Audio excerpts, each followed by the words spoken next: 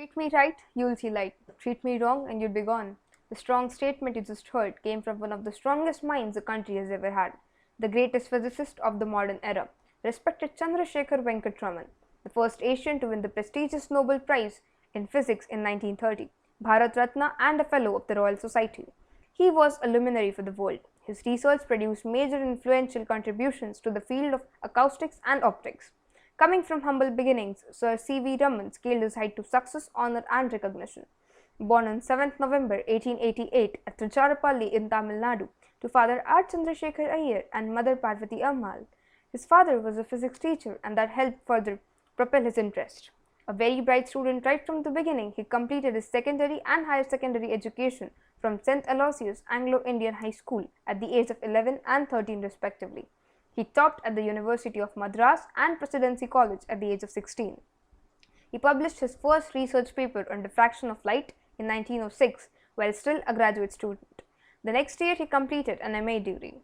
Aware of Raman's capacity, his physics teacher Richard Levan Jones insisted him to continue research in England and arranged for a physical inspection. The inspection revealed that Raman would not withstand the harsh weather of England. He was only 19 years of age when he qualified for the Indian Finance Services.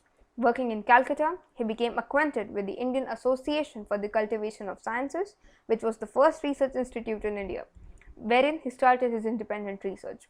Later on in his life, he established the Raman Research Institute in 1948, where he worked till his last days. He was true to his words when he said, "Ask the right questions and nature will open the door to her secrets." In 1921, on a voyage from England to India, on a board the SS Narkuda, C.V. Raman faced the question, why does sea appear blue whereas the glass of water is just colorless?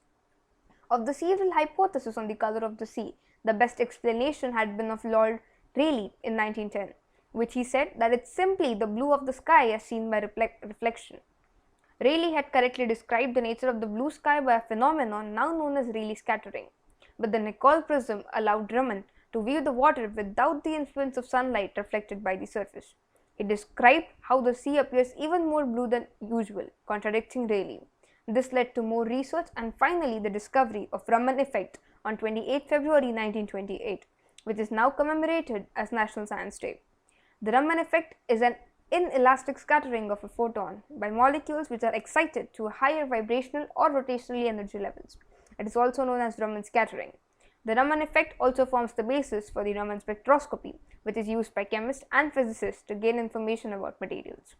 His work earned him the 1930 Nobel Prize in Physics and was the first Indian, Asian, or non-white person to receive a Nobel in any branch of science. In 1928, he received the Matteucci Medal from the Accademia Nazionale delle Scienze in Science in Rome. In 1930, he was knighted by Lord Edmund, the Viceroy of India. In 1930, he received the Hughes Medal of the Royal Society. In 1941, he was awarded the Franklin Medal of the Franklin Institute of Philadelphia, and in 1954, he was awarded the prestigious Bharat Ratna, and in 1957, he was awarded the Lenin Peace Prize. At the end of October 1970, Raman had a cardiac arrest and collapsed in his laboratory.